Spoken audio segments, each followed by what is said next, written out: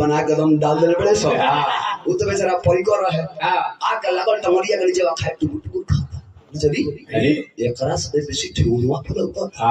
और कौवा फुट उड़ के लागल जे खाए बोलछी एकरा से बेसी त डाणवा पवा उजे जाके टपक लागल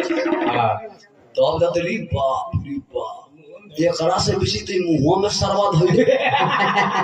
ओ तो कौवा कादत रह लागल ठपर ठपर ठपर ठपर ठपर ठपर खाए आ तले बेचारा के जाई जे करे ये ओरिजिनल भूमियार बेचारा कौवा मुंह लगल बेकरा मुंह में तले मुंह में आओ ओ कौवा बेचारा ता फड़ा तक रे ते की होवे की होबो बाबा जी होवे ना ओही होवे कोई होवे